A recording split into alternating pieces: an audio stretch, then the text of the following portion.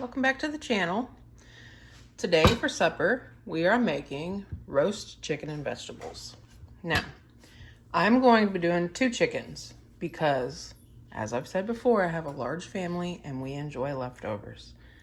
In fact, whatever doesn't get eaten of the chicken, I'm probably going to turn it into chicken salad and have that on some homemade bread.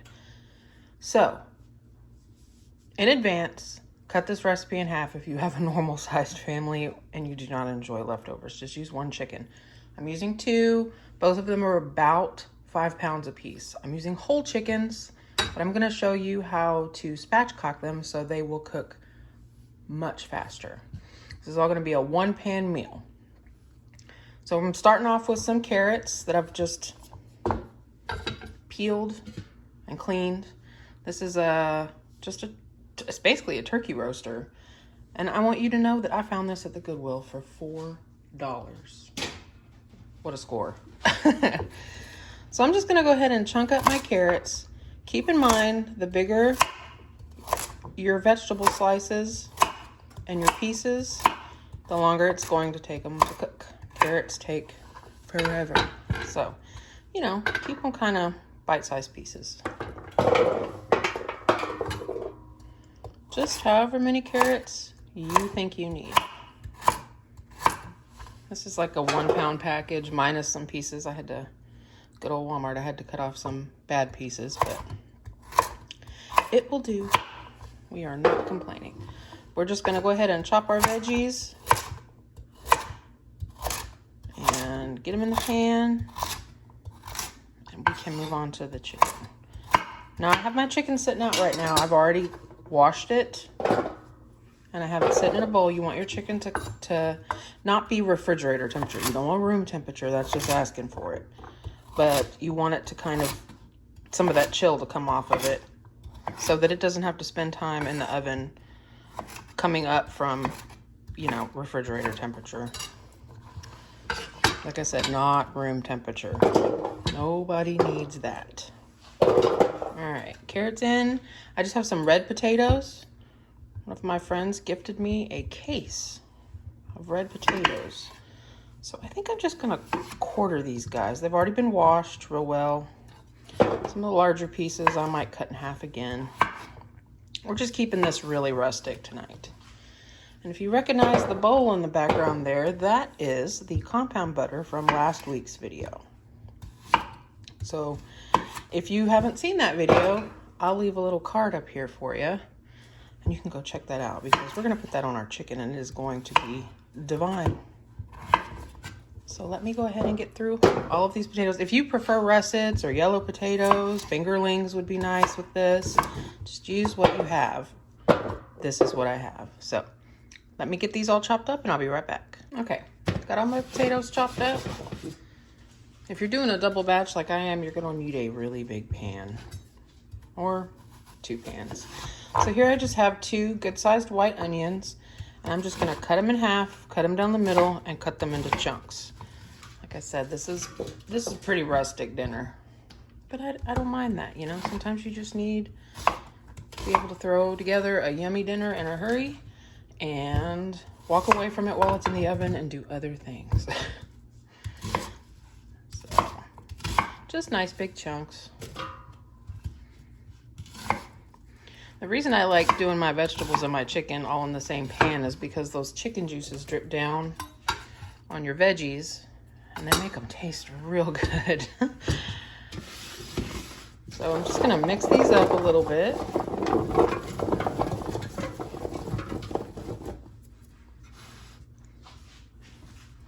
And I'm gonna drizzle them with some olive oil or whatever your oil of choice is, just to keep them from sticking, just a little bit. I'm gonna add some black pepper. Jupiter, dog's having a drink, sorry guys. Oh, Miss Sloppy Mouth over there. Salt and pepper. At this point, you could add whatever seasonings you like, but just remember, if you're using this compound butter that we made together last week, the flavors from those herbs are gonna drip down on your vegetables as well. So just keep that in mind. wouldn't go too crazy. So I'm gonna grab a spurtle. I'm just gonna give those a mix. Try to kind of make sure everybody's coated with the olive oil. And then we're gonna move along to our chicken. And this is a super, super easy recipe, guys. All right, guys, so I have my 2 chickens here in a bowl, different cutting board. I never do chicken on wood.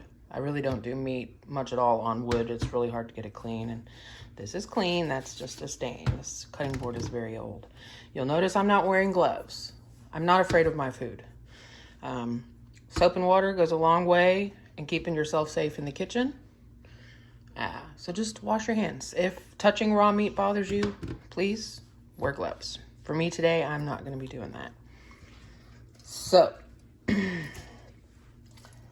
for these chickens, and one of these guys is a monster, by the way, it is huge. We're gonna go ahead and get them on the cutting board. And don't worry if the mess spreads, I'm going to soap and water my space really well. So, I recommend for this good kitchen scissors. If you are like me and your hands don't work so well anymore, my mother-in-law got me these scissors. It's that, I don't know how to say that, OXO brand. Very sharp, very sturdy, fantastic. Highly recommend. And they come apart so that when you do things like chicken, you can wash them properly. Very springy. So we're gonna start with our chicken, chest down, breast down. And the first thing I'm going to do is just trim off the wing tips, okay? I'm not throwing these away. Anything I cut off of this chicken, including the backbone, I'm saving because I make my own chicken stock. So, just gonna trim off the wings, just the end bits. And then we're gonna start back here. You can see, if you feel your chicken, you can feel its little hip bones. I know this is probably a little morbid, but it is what it is. You can start from the back or you can start from the front. An easier starting point, in my opinion, is to start up here where the neck bone is. So we're just gonna make 2 cuts. One down either side of the spine, all the way down to the end. And you don't wanna get into the thigh meat if you can avoid it. And what this is gonna allow us to do is to open this chicken up and cook it flat, so that it basically shaves the cooking time in half. So just go all the way through till you get to the, I hope you guys can see, till you get to the tail, and you're just gonna remove the whole spine and neck, okay? Just like that, saving that for chicken stock. Once you've done that, you'll see that the chicken pretty much just lays right open, okay? This is the breastbone. We're gonna make a small cut right here, and then we're gonna turn this chicken over and press it down, okay? We're not cutting into the meat if we can keep from it. Just making a little snip right here in the breastbone. We're gonna turn them over, and you're gonna push until you hear it pop like it just did. And then you'll see that it lays nice and flat, okay? Some people like to turn the legs out. I'm just leaving it as is. But while I have this chicken here, I am going to go ahead and trim off some of this excess fat that is at the back here. I think that's just a little too much. And just a recommendation, if you guys like crispy chicken skin, which most people do, this is the way to do it, because you don't have any of that chicken skin just sitting on the bottom of the pan and its juices. So I'm just gonna lay this guy in the pan over here, and then we'll come back for him. We're gonna do the other one now. This is the one I said was enormous. I don't even know if he's gonna fit properly on my cutting board, but we'll do the best we can.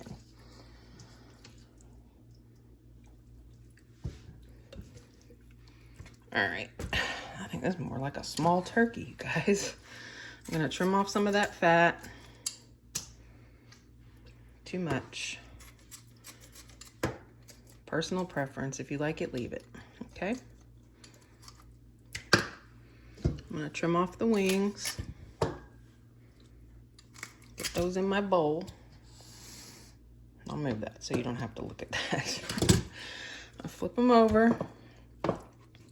And I did go ahead and pull out, any of the gizzards or stuff that sometimes they leave in these chickens a little piece of neck bone, whatever. So same thing with this guy, starting at the neck.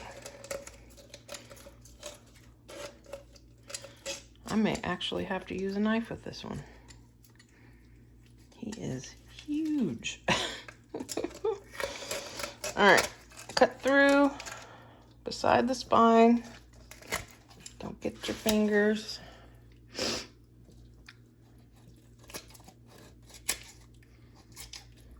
Same thing with the other side.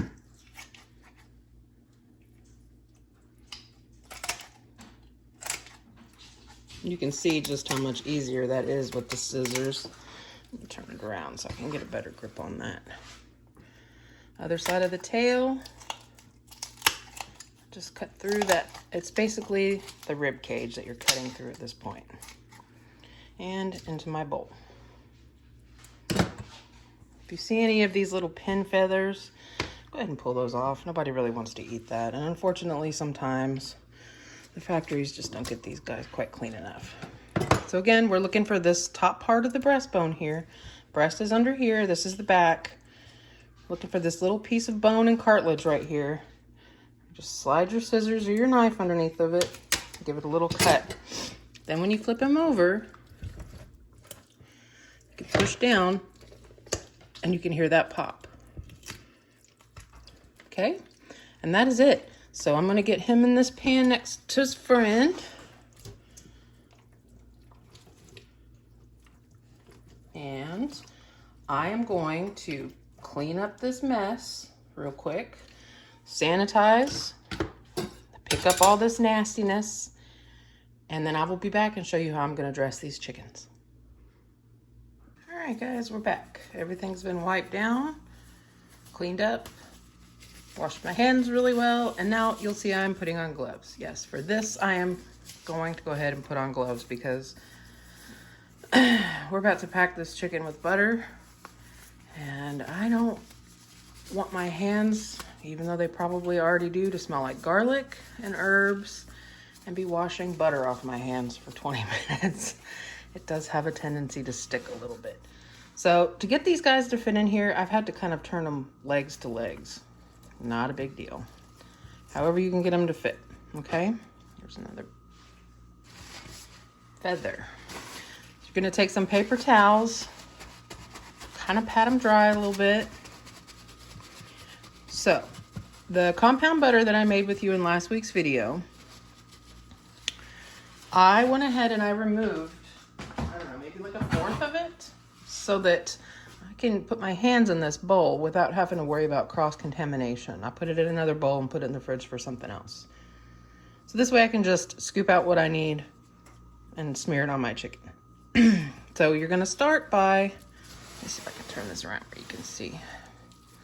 We're gonna stick our fingers underneath the skin here and just kind of loosen it up a little bit. Some of this we're putting underneath. You can see that connective tissue. If you just stick your fingers under there, you can wiggle that loose. Now you don't really want to jab a hole in it if you can keep from it.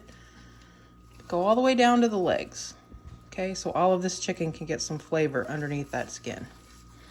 Do the same thing to this breast over here. Under the skin. Try to make my way down here under the leg skin.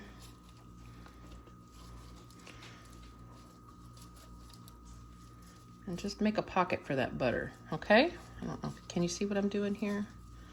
Just gently sliding my gloved hand under the skin, loosening it up for the butter. And I'm gonna turn this around and I'm gonna do the same thing to his smaller friend over here. And sometimes when your chickens have quite a bit of fat on them, it is a little bit harder to get under the skin. So you just have to be patient and kind of work at it. You'll get it. So under that leg skin, the thigh skin, you're just making a pocket. Okay? Same with the other side. You can give it a gentle pull if you find that it's not wanting to come up for you. Thigh skin, leg skin. All right, so at this point, all we're gonna do is get our butter, rub it all underneath the skin. Pack it down into the legs. And then whatever we have left, we're gonna smear on the top of our chicken, okay? At this point, you wanna preheat your oven to 425. All right, if you do not have a roaster like this, and you're just doing this in a regular pan, get you some aluminum foil because we're gonna need to cover this up for a little while. So I'm just gonna start with a glob of this and push it down. Use my other hand to kind of work it down on the top of the skin. And pack that butter in there.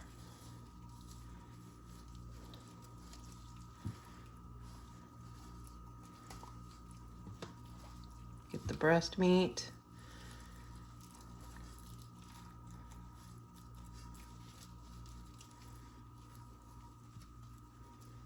Do the other side. Down to the leg and the thigh. Like I said, you can push on the top up here, help move it down.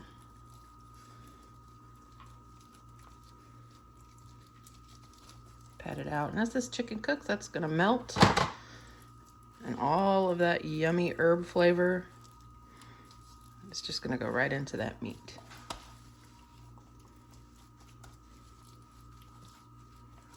All right, use my arms here, flip them around, do the same thing to the big one.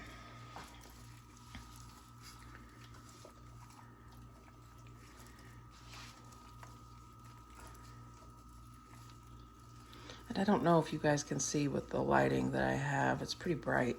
But when you get to like this certain point where your hand doesn't really want to go down there anymore, just smush the top. That pushes it on down.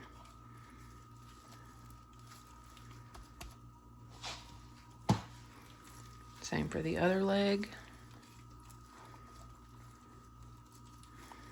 And this is basically the reason I put my veggies on the bottom. Not only is one pan dinner is always easier, but also because all of this butter is just gonna drip down there on your potatoes and your carrots and your onions. And it's gonna be so good. All right. Now with this little bit you have left over here,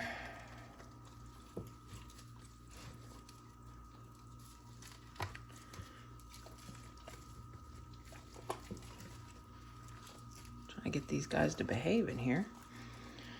This little bit of butter that you have left, just smear it on the skin. If it doesn't smear well, just dab it on. It will melt, okay? Get some in the wing down there. Some in that wing. And if this, if this seems like overkill, well, it is. It's comfort food. When I said rustic, that I meant it was rustic. This is comfort food. Not normally the type of thing that you would do in the summertime, but like I said, for me, those roasted dinners are just so much easier.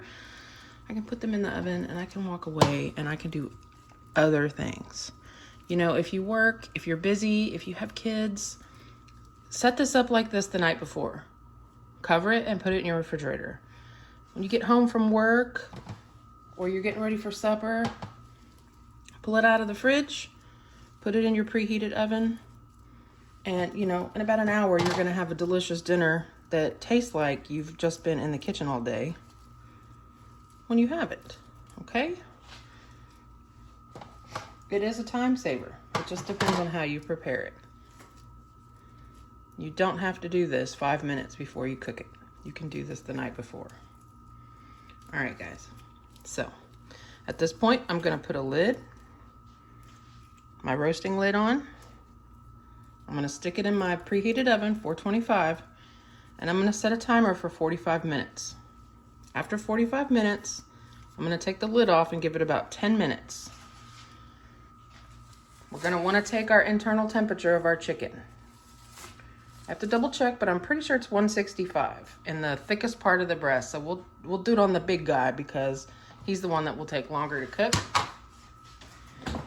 And then if our veggies at that point still are not quite done, once our chicken reaches its proper temperature, we're gonna pull our chicken off and put them on a pan to rest, cover them with a little foil, and we'll put our veggies back in if we need to. So, the lid on, and I'll see you guys back in about 45 minutes.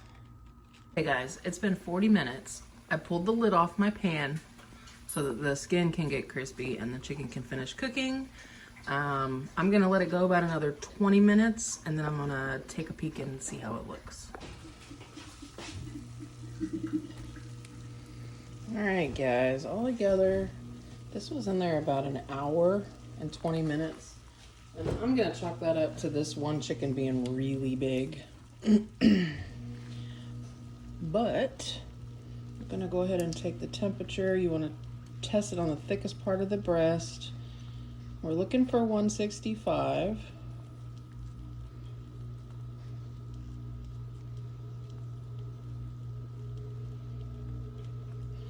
All right, this one's coming up about 150. Now this is gonna continue. See, this one's done. This one's 170. So we're gonna let it sit a little bit. This chicken is gonna continue to cook. You wanna let it rest. My veggies are perfectly tender, carrots too. So I'm gonna let this sit a couple of minutes, and then I'm gonna cut a piece off and show you guys how I played this. I did give this 5 minutes under the broiler just to help crisp up that skin a little bit. So I will be back.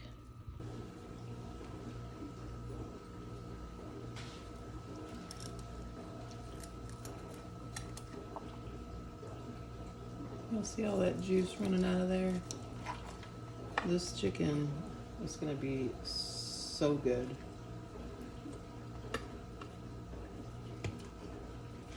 My son has been circling the kitchen for about the last 20 minutes like a shark.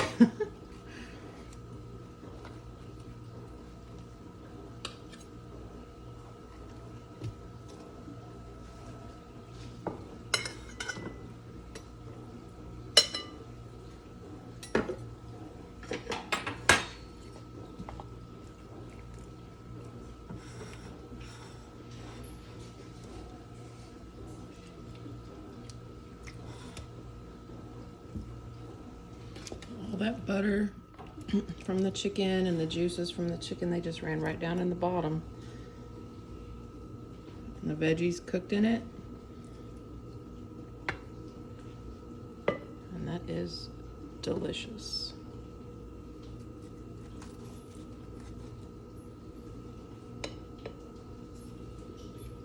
Get a few more carrots on there for him.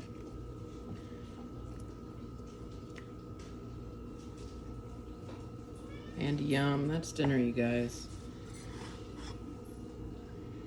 Roasted chicken and veggies.